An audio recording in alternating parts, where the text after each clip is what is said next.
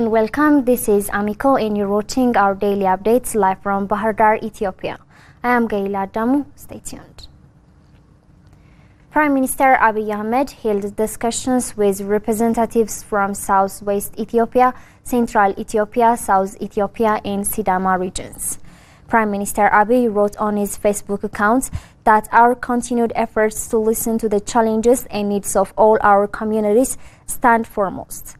Recall Prime Minister Abiy also held discussion on a broad spectrum of national issues with representatives from Amhara, Oromia, Somali, Afar, Harari, Gambela, Benshangul Gumuz regions and Dredwa city.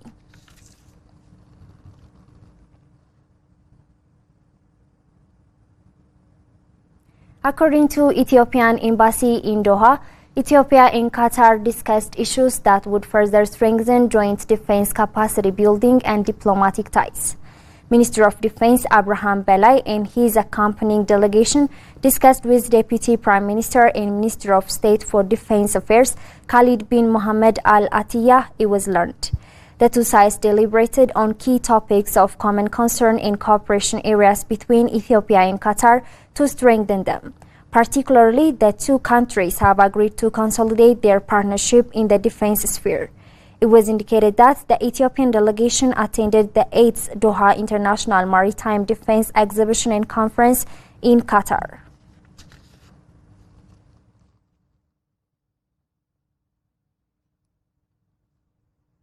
Russian ambassador to Ethiopia, Evgeny Terekin, said that the BRICS cooperation network is expected to promote harmony and deepen integration within the global majority around the world. Brownwork and tells us more. In an exclusive interview with INA, Ambassador Terhin said that accession of new members, including Ethiopia, is strengthening BRICS strategic partnership, international and economic standing of the association. According to him, BRICS is not based on bloc principle but on the principles of mutual respect, a sovereign choice of development path, and the implementation of the fundamental principle of the UN Charter, that is the sovereign equality of status. Terhin added, BRICS is always open to unequal dialogue aimed at looking for a balance of interests. The ambassador stated the share of the bloc stands about 25% of global exporters. The aggregate GDP of the BRICS countries in terms of purchasing power parity has reached about one-third of the global value and has exceeded that of the G7 countries. The BRICS countries account for 30% of dry land and 45% of the world's population, a substantial part of the global production of oil and other resources, and about 25% of global export. According to him, BRICS had the ability to form a global agenda by consistently upholding the interests of the global majority and offering their views on the contours of the future world order based on objective events rather than artificial schemes designed to hinder humankind's development. Furthermore, Terhin underscored that BRICS activities and initiatives did not amount to attempts to force something on somebody else. Among other things, BRICS represents a cooperation network for regional and sub-regional processes in and between Eurasia, Africa and Latin America. This cooperation network is expected to promote harmony and deepen integration within the global majority around the world. BRICS is always open to an equal dialogue aimed at looking for a balance of interest. It is to be recalled that BRICS, a group of major emerging economies, welcomed Egypt, Ethiopia, Iran, Saudi Arabia, and the United Arab Emirates as the new members since January 2024. The United Nations Development Programme has launched an insurance and risk financing facility in Ethiopia. Branwismau has the details.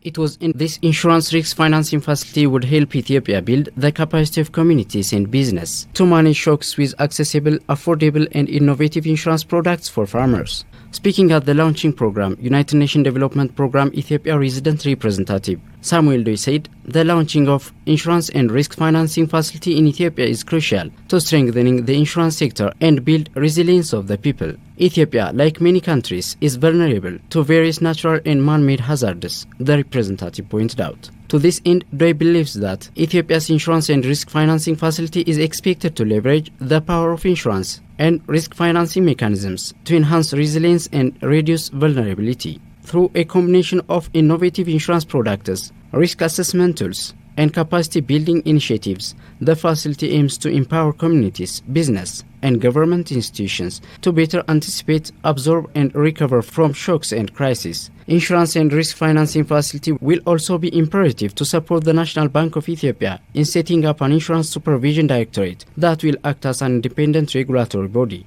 overseeing the insurance industry. National Bank of Ethiopia Insurance Supervision Director Balaitulu, on his part, emphasized the need to build household business and community resilience to prevent sufferings from disasters. Daraja Abebe said that the insurance and risk financing facility will help to further develop activities in the sector. Ministry of Agriculture, Investment and Product Marketing Executive Director Daraja said, insurance and risk financing facility will bring about a positive contribution to expand the coverage of the insurance service and build capacity. The political economic analyst Lawrence Freeman said that Ethiopians should renew the spirit of Adwa to build a strong nation for the current and future generations.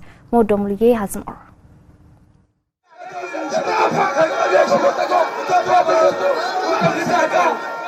Ethiopians have marked the 128th anniversary of the victory of Adwa, which is considered a symbol of African resistance against colonialism. In an exclusive interview with Ethiopian news agency, the American analyst said the Adwa victory is one of the profound historical incidents that shocked the very foundations of European imperialism. This became something that all Africans, and in the United States, African Americans, basically rallied around. And this became the basis of, was part of the movement for the liberation of African nations in the 60s and 70s, 1960s and 1970s.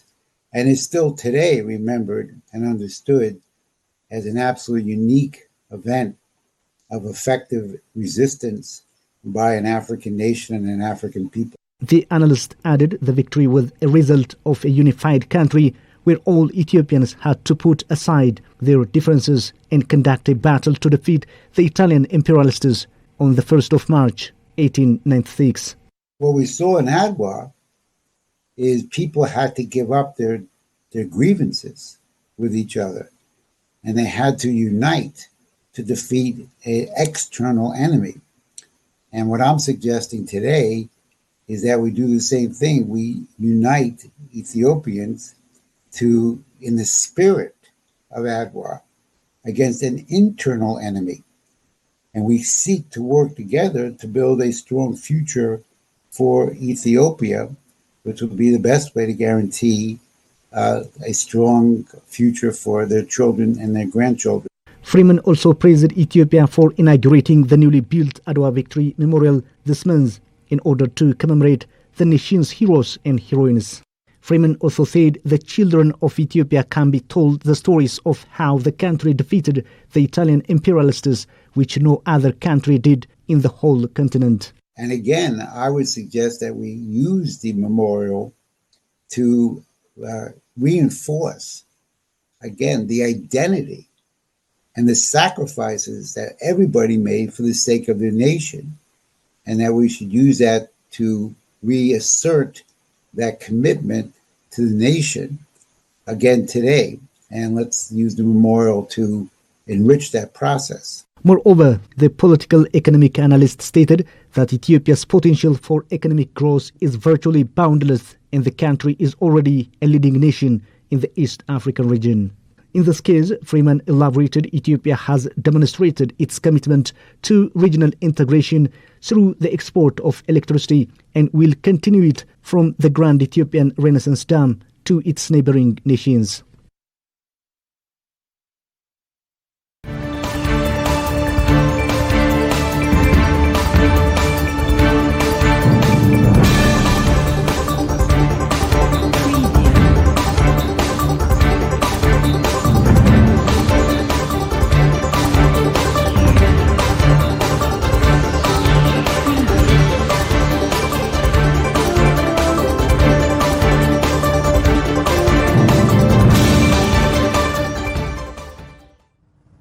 As we proceed to news beyond borders, Sudan's Defense Forces Commander Abdel Fattah al-Burhan has conditioned acceptance of AU mediation on membership reinstatement. Citing a statement from the ruling Sovereignty Council, local media reported that al-Burhan expressed Sudan's confidence in the African Union's potential solutions, but only if the state regains its full membership and the organization treats it as such. General Burhan met members of the AU high-level panel on the resolution of the conflict in Sudan on Sunday. The three-member panel was established by the AU Commission in January to facilitate dialogue, restore constitutional order, and work collaboratively with all the Sudanese stakeholders, meaning all civilian forces, military belligerents, and regional as well as global actors, including IGAD, the UN, and the League of Arab States. The panel aims to ensure an all-inclusive process towards the swift restoration of the peace and stability in Sudan. The nation was suspended from all instances of the continental body after an October 2021 takeover, which saw General al-Burhan and RSF Commander General Hamdan Dagalo remove the civilian government and detain its leaders. The move was widely condemned as a coup. It led to the intensification of near-weekly protests, as African News reported it.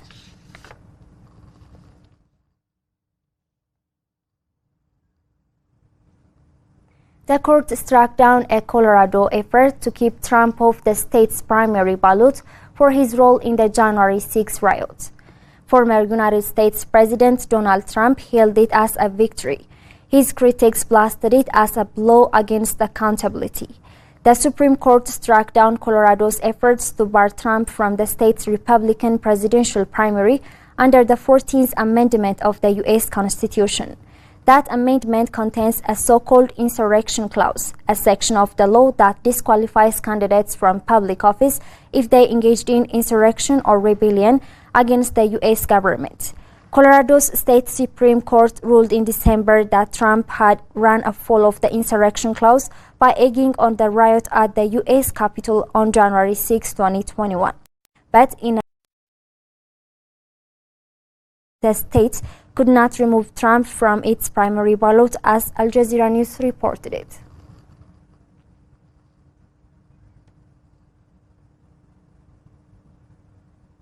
That's all the news we have for today. I'm Gaila Damu. Thanks for watching and stay tuned with Ameco.